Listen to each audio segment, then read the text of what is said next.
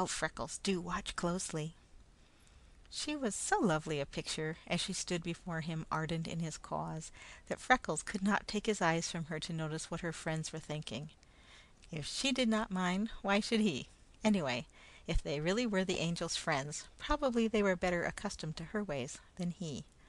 Her face and bared neck and arms were like the wild rose bloom. Her soft frock of white tulle lifted and stirred around her with the gentle evening air.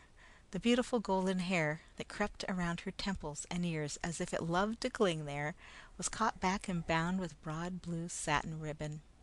There was a sash of blue at her waist, and knots of it catching up her draperies. "Must I go after the Bird Woman?" she pleaded. "Indeed you must," answered Freckles firmly.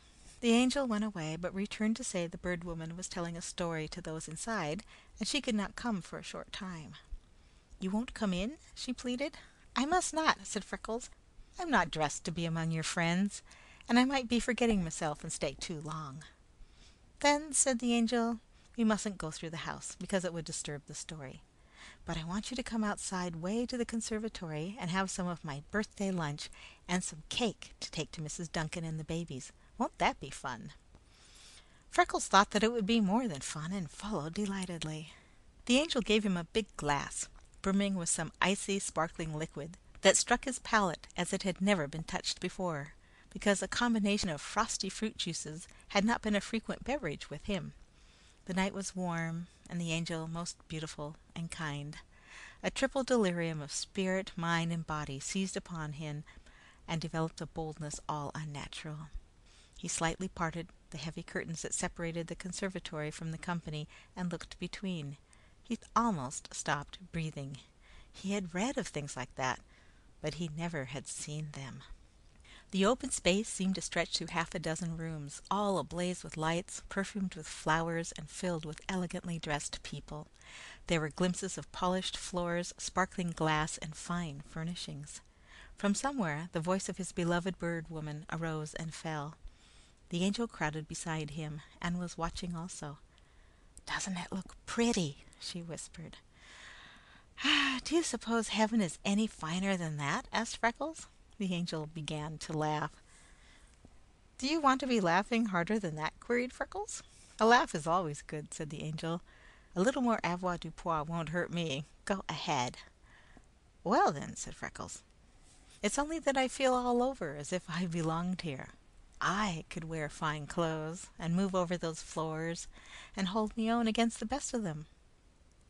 "But where does my laugh come in?" demanded the angel, as if she had been defrauded. "And you ask me where the laugh comes in, looking me in the face after that," marveled Freckles. "I wouldn't be so foolish as to laugh at such a manifest truth as that," said the angel. "Anyone who knows you even half as well as I do knows that you are never guilty of a discourtesy, and you move with twice the grace of any man here.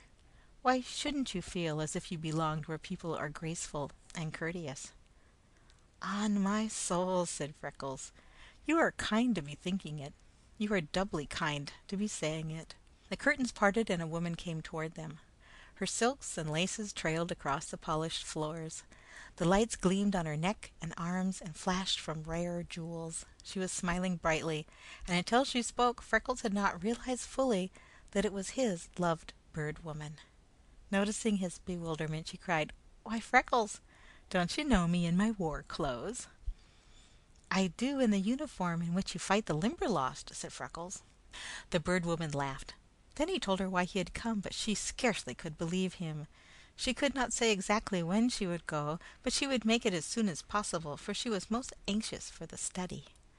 While they talked, the angel was busy packing a box of sandwiches, cake, fruit, and flowers.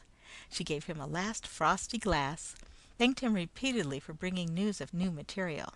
Then Freckles went into the night. He rode toward the Limberlost with his eyes on the stars.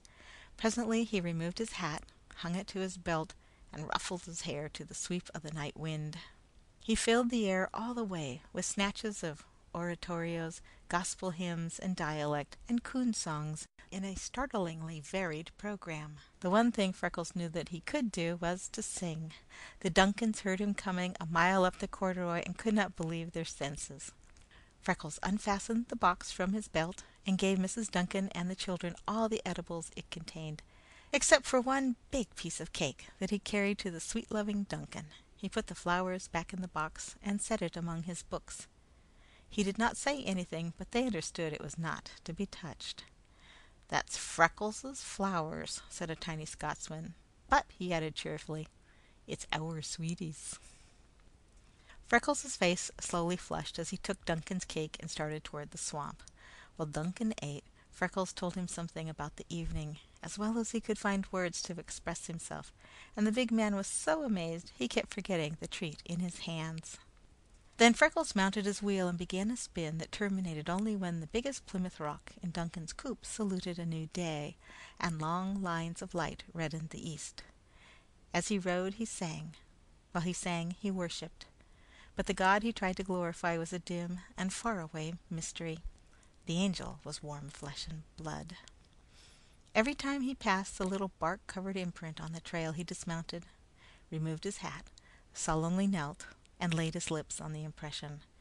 Because he kept no account himself, only the laughing-faced old man of the moon knew how often it happened. And as from the beginning to the follies of earth, that gentleman has ever been kind.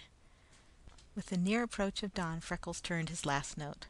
Wearied almost to falling, he turned from the trail into the path leading to the cabin for a few hours' rest. End of chapter 11.